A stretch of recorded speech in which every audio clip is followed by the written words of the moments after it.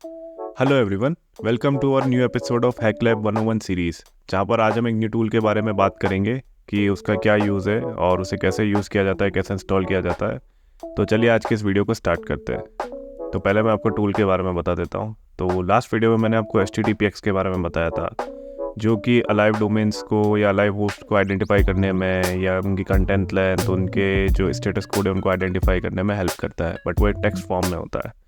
और कई बार ऐसा होता है कि हमारे जो टारगेट्स होते हैं उनके सब डोमेन मान लो कि 100 से ज़्यादा है, या जैसे हम बड़े बड़े टारगेट्स की बात करें, माइक्रोसॉफ्ट है, टेस्ला है, इन सब के डोमेन्स हंड्रेड्स ऑफ है। तो उस केस में आप हर डोमेन को जाके मॉनिटर नहीं कर सकते या एनालाइज नहीं कर सकते, उसको चेक नहीं किया जा सकता, या आप कुछ ना कुछ उसमें मिस कर ही दोगे। उस केस में हम एक ऐसा टूल यूज़ करते हैं जो कि स्क्रीनशॉट लेता है उन डोमेन्स का। तो वो आपको एक तरह से मैपिंग करने में, उन्हें एनालाइज करने में, आइडेंटिफाई करने में आपको हेल्प करता है। तो एक विजुअल प्रेजेंटेशन होती है, तो जिस वजह से आपको आइडेंटिफाई करने में इजी रहता है कि हाँ, ये डोमेन पे इस तरह का पोर्टल है, या यहाँ पे कोई एडमिन पेज है, या कोई डिफ़ॉल्ट डायरेक्टली एक्सेसिबल है, या कुछ ऐसा है इशू। तो आप वहाँ पे चेक कर सकते हैं, या ये भी चेक कर सकते हैं कि कौन से डोमेन है या सेम इंटरफेस यूज़ हो रहा है वेब एप्लीकेशन का, क्योंकि कुछ कंपनीज़ का ऐसा ही होता है कि वो सब डोमेन्स पे भी सेम जो वेब एप्लीकेशन सेटअप होती है वो हर जगह यूज़ करती है। तो चलिए इसमें स्टार्ट करते हैं। तो पहला जो टूल है वो है GoWitness। GoWitness काली लिनक्स में ऑलरेडी इंस्टॉल्ड आता है, अगर मैं गलत चेक कर लेते हैं तो GoWitness देख सकते हो कि इंस्टॉल्ड है। तो हम यहाँ पे अगर इस टूल को यूज़ करना है तो सिंपल सी ये कमांड है GoWitness फाइल -i, या -i नहीं है, या -f है, फाइल के लिए यूज़ होगा। तो आपको दो फ्लैग्स यहाँ यूज़ करने रहेंगे। एक तरह से ये एक ही फ्लैग है, सिंगल फ्लैग है, बट इसको असाइन करना रहता है। तो फाइल फिर -f, यहाँ पर i नहीं है, मैं करेक्ट कर दूंगा डॉक्यूमेंट में बाद में। और फिर आपके जो सब डोमेन की लिस्ट है वो, तो हमारे पास जो ऑलरेडी सब डोमेन की लिस्ट पड़ी है, जो कि हमने लास्ट वीडियो में एक्सट्रैक्ट करी थी, हम उसी का यूज़ करेंगे, -f evil.txt। तो वो ये आपको स्टेटस कोड भी दिखा रहा है, टाइटल भी दिखा रहा है, और ये सेम चीज़ आप HTTPX में भी देख रहे थे कि वो भी इसी तरीके से वर्क कर रहा था। बट यहाँ पर एक एक्स्ट्रा बेनिफिट है, वो है इसका विजुअल रिप्रेजेंटेशन, और हम उसमें इमेजेस के थ्रू भी देख सकते हैं कि कौन सा सब डोमेन किस तरीके से डिटेक्ट होता है, यानी उनका होम पेज जो है आप उनको वैसे स्कैन करके देख। ठीक है, प्रोसेस कंप्लीट हो गया है। चेक कर लेते हैं यहीं कोई डायरेक्टरी है या CD स्क्रीनशॉट, अगर यही है शायद, ओके यही है डायरेक्टरी। तो आप यहाँ से डायरेक्ट जाके भी चेक कर सकते हैं, ये देख सकते हैं। तो इसने सारे डोमेन्स के स्क्रीनशॉट ले लिए हैं और एक डायरेक्टरी में एक्सपोर्ट कर दिए हैं। तो कहीं कहीं पे आप देख रहे हो कि कुछ डिफरेंट पेज भी है और बाकी सब जगह सेम है। ये एक टेस्ट टारगेट है, मैं आपको at the end of the video live target पे भी दिखाऊंगा कि हम असल में स्क्रीनशॉट लेने का रीज़न क्या होता है या क्या बेनिफिट रहते हैं। तो इसके बारे में मैं एक डिटेल्ड वीडियो अलग से बनाऊंगा, या शायद इसमें नीड नहीं है, इतना डिटेल वीडियो का नीड नहीं है, क्योंकि ये सिंपल सा टूल है। आप डायरेक्टली स्क्रीनशॉट एज आउटपुट ले सकते हैं और चेक कर सकते हैं। कुछ दूसरे टूल्स भी हैं तो वो भी चेक कर लेते हैं। तो जो दूसरा टूल है वो है एक्वाटॉन। ये टूल मैं ज़्यादा प्रेफर करता हूँ क्योंकि इसका आउटपुट बेटर है as compare to other tools. HTML format में आता है, आप डायरेक्ट ईजी टू एनालाइज हो जाता है, तो आप इसका भी यूज़ कर सकते हैं। तो इसको इंस्टॉल करने के लिए GoGet, इस पर GoGet वर्क नहीं करेगा, टूल्स सपोर्ट नहीं है क्योंकि थोड़ा पुराना है। और तो इसको यूज़ करने के लिए हम सीधा इसकी जो रिपोजिटरी है या जो इसका पैकेज है वो डाउनलोड कर लेंगे। इसकी कमांड्स भी मैं मेंशन कर दूंगा इसी वीडियो में, तो आप वहाँ से देखो। जो भी इसका लेटेस्ट अवेलेबल है इसका 2019 का। टूल थोड़ा पुराना है बट अभी भी सही से वर्क करता है, तो कोई इशू नहीं। ठीक है, तो इस फाइल को हमने डाउनलोड जो किया है तो एक्सट्रैक्ट कर लेना है यहाँ पे। आप इसे कमांड के थ्रू भी कर सकते हैं डायरेक्ट टर्मिनल में, और ब्राउज़र में जाके भी एक्सप्लोरर में जाके भी कर सकते हैं। ठीक है, एक्वाटॉन डायरेक्ट इसको यहाँ पे ओपन टर्मिनल हियर LS करके देख लो, एक्वाटॉन वर्क कर रहा है या नहीं ये भी चेक कर लो। ओके, ./ से चलेगा, क्रोमियम इंस्टॉल करने को बोल रहा है। ठीक है, एक बार ये सब मैं फिर से बता देता हूँ। ये थी डायरेक्टरी, ये था एक्वाटोन। सेम चीज़ करनी है, sudo mb एक्वाटोन /user local bean, ताकि हम हर जगह से एक्वाटोन को इसको एक्सेस कर सकें। ठीक है, तो यहाँ से वो हो चुकी है। अब इसके बाद आप इस फोल्डर को रिमूव भी कर सकते हैं। अभी एक जो चीज़ रह गई है वो है क्रोमियम। चेक कर लेते हैं क्रोमियम। गूगल क्रोम में वर्क कर जाएगा, अदरवाइज़ आप क्रोमियम इंस्टॉल कर सकते हैं। तो अभी चेक कर लेते हैं हमारे जो क्रिएट किया। एक्वाटोन यूज़ करने का सिंपल सा मेथड है, कैट जो लिस्ट थी हमारी वो थी एवल, पाइपिंग करनी है और पाइपिंग करने के बाद सीधा एक्वाटोन, ये वर्क करने लग जाएगा। इसमें देखो ये एक वार्निंग दे रहा है, अलर्ट है, using unreliable Google Chrome for screenshot, install chromium for better result. तो यहाँ ये क्रोमियम इंस्टॉल करने को बोल रहा है। टारगेट इसमें फेल हो गया है, ये चेक करना पड़ेगा क्या इशू है इसके साथ।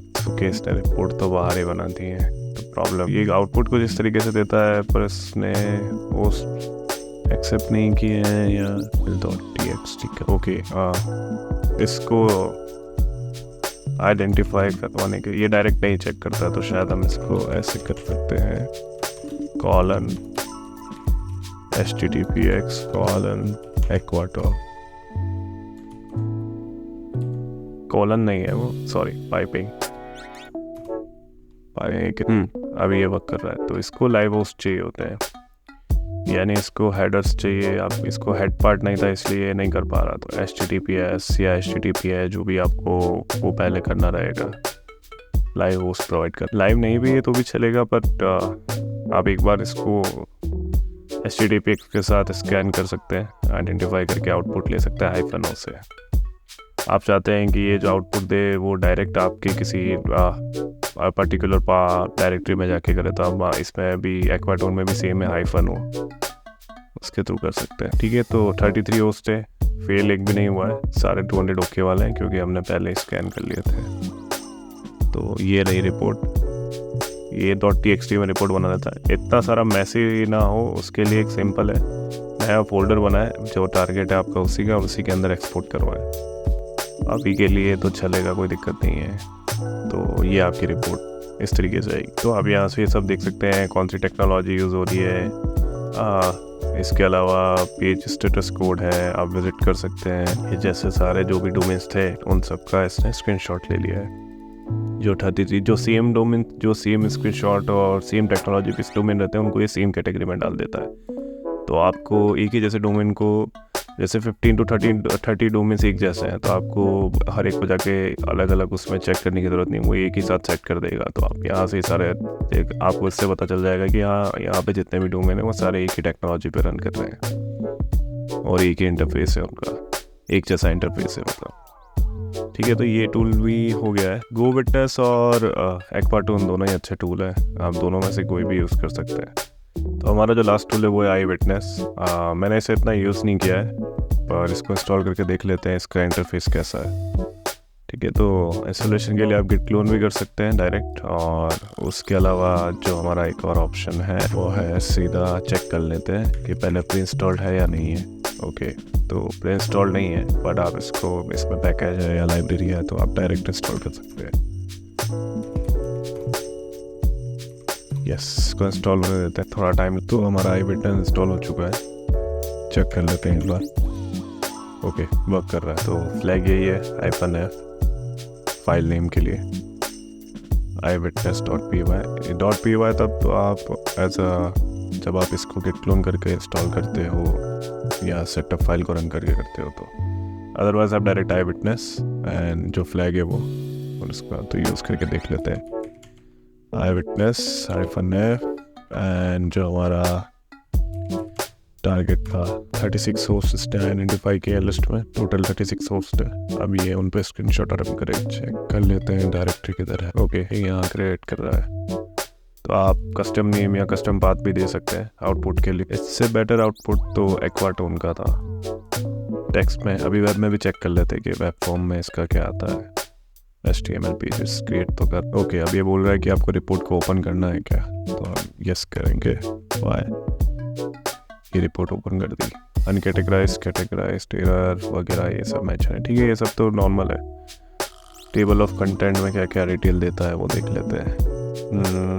वेब रिक्वेस्ट इन्फो, डोमेन आ गया, IP रिजॉल्व हुआ वो आ गया, टाइटल आ गया, कंटेंट टाइप आ गया, कंटेंट लेंथ आ गई। ठीक है, डाटा बेटर दे रहा है एक्वाटोन से, मतलब ये पूरा रिक्वेस्ट और उसके रिलेटेड दे रहा है, हेडर्स है, टैग्स है, उनके वो डिटेल्स भी दे रहा है। सोर्स कोड में क्या है, ओके उस पेज का उनका जो होम पेज है उसका सोर्स कोड भी कैप्चर कर रहा है। तो ये टूल भी बेटर है, आप इसका भी यूज़ कर सकते हैं, ये टूल भी बेटर है। तो अभी मेन जो पॉइंट है वो ये है कि क्यों इस टूल का यूज़ करना चाहिए, यानी स्क्रीनशॉट क्यों लेने ज़रूरी है किसी भी टाइम आप अगर वेब टेस्टिंग करते हैं। तो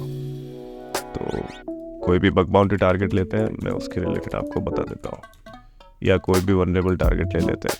वनरेबल टारगेट ले सकते हैं, वह चेक कर लेते हैं कोई बग बाउंटी का टारगेट होगा तो डायरेक्ट उसी पे दिखा दूंगा किसी का पब्लिक टारगेट पड़ा होगा। हाँ ये ले लेते हैं। ये तो सबसे पहले सब डोमेन फाइंड करने रहेंगे, सब फाइंडर -d, फिर HTTPX -o आपका जो डोमेन है वो, देन एक बार इसको डोमेन एक्सेप्ट करने देते हैं, चेक करते हैं कि सब डोमेन्स है या तब तक मैं कुछ और वनरेबल डोमेन्स चेक कर लेता हूँ।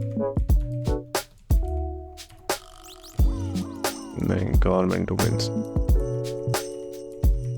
कॉल इसके सब डोमेन एक्सेप्ट करके देख। ओके, इसने यहाँ सब डोमेन्स निकाले हैं, एक बार इनका हम चेक करते हैं तो आपको मैं रीज़न भी बता दूंगा क्यों किया। अभी ये इतने डोमेन्स निकले, अब आप इनका HTTPX निकालते चेक करते, ठीक है वो मैनुअल है, कुछ भी मिस हो सकता है, टेक्स्ट फॉर्म है। तो सेम चीज़ अभी हम एक्वाटोन के साथ करेंगे। जब तक ये कैप्चर करता है तब तक हम कोई दूसरा डोमेन भी टेस्ट कर लेते हैं। और जो डोमेन्स क्रिएट जो इसका आउटपुट है वो यहाँ बाहर यहीं पे अपडेट हो। ठीक है, इसके इतने डोमेन्स है नहीं, फिर भी हम चेक कर लेंगे। तो इसको किसी और टूल के साथ स्कॉलर आई विटनेस के साथ यूज़ कर लेते हैं। ओके, इसको आई विटनेस को अगर यूज़ करना है तो फ्लैग देना पड़ेगा स्कॉलर यहाँ इसे स्कैन। ठीक है, तो 2 फील्ड हुए, 44 है स्क्रीनशॉट इसने सभी के लिए। पहले इसका चेक कर ले, वाटोन की जो रिपोर्ट है open with chromium brace browser. Okay, तो यहाँ तो कुछ विजिबल नहीं है, ब्लैंक पेज हो सकता है। यहाँ देख सकते हो जैसे होम पेज आ रहा है, कोई यूनिवर्सिटी है उसका होम पेज है, होम पेज यानी सब डोमेन है उसका होम पेज आ रहा है। अब हम ऐसा इसलिए करते हैं क्योंकि हो सकता है कोई ऐसा पेज हो जिस पे जो एडमिन पेज हो सकता है, कोई ऐसा सब डोमेन हो जिसके ऊपर एडमिन पेज है, हो सकता है हमारी डिफ़ॉल्ट क्रेडेंशियल्स वर्क कर जाए तो आपको डायरेक्ट एक्सेस मिल जाए।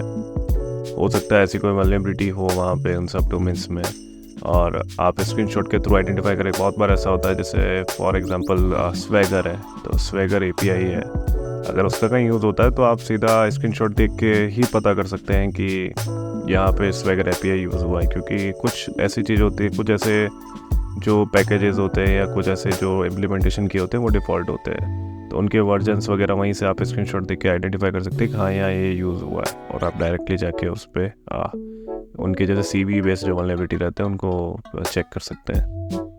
जैसे ये रीडायरेक्शन है यहाँ पे, तो आप वो सब चेक कर सकते हैं डायरेक्टली। यहाँ पर डिफरेंट वेब पेजेस आ रहे हैं, तो ये डिफरेंट वेबसाइट्स है। इन्होंने एक ही जैसी सब डोमेन्स पे नहीं रखी है, हर जगह डिफरेंट आ रहा है, तो आप ये टेस्ट कर सकते हैं। जैसे ये देखो यहाँ ये लॉगिन का है, तो ये शायद स्टाफ के लिए होगा क्योंकि यहाँ साइन अप का ऑप्शन नहीं। ये देखिए यहाँ सिस्को का है ये, तो सिस्को VPN जो है उसका रिलेटेड है, तो इसके भी CVEs रहते हैं। अगर ये वनरेबल होगा तो आप इसका CVEs वगैरह चेक कर सकते हैं। वो मैं ऑटोमेटेड वे में भी आगे नेक्स्ट वीडियोस में बताऊंगा कि ऐसे ऑटोमेटेड वे में भी फाइंड किया जा सकता है। और आप मैनुअल चेक भी कर सकते हैं इसके एंड पॉइंट को थ्रू एक्सेस करके। एंड पॉइंट होगा उसका, कुछ CVEs है इसके अंदर जिसके अंदर आपको पासवर्ड्स की फाइल और वगैरह सब मिल जाता है, तो वो भी आप चेक कर सकते हैं। तो ये इजी वे है अगर आपके पास डोमेन्स बहुत ज़्यादा सब डोमेन्स हैं आपके पास किसी पर्टिकुलर टारगेट के, उस केस में ये बहुत हेल्पफुल रहता है। तो आज के वीडियो के लिए इतना ही। बाकी मिलते हैं नेक्स्ट वीडियो में, जहाँ पर हम कुछ और नए टूल्स पे बात करेंगे। अभी ये पूरा टूल्स पे ही चलने वाला है टोटल जो सीरीज़ है। उसके बाद आगे ट्यूटोरियल्स डिफरेंट रहेंगे, जैसे कैसे इन डेप्थ ट्यूटोरियल रखूँगा कि उसके अंदर कैसे पूरा प्रॉपर यूज़ किया जाता है। जो स्क्रीनशॉट बेस्ड ये तीनों टूल है, इसके लिए कोई एक्स्ट्रा ऐसी वीडियो नीडेड नहीं है, तो इस पे मैं कोई और वीडियो भी और नहीं बनाऊँगा, क्योंकि बहुत सिंपल प्रोसेस है।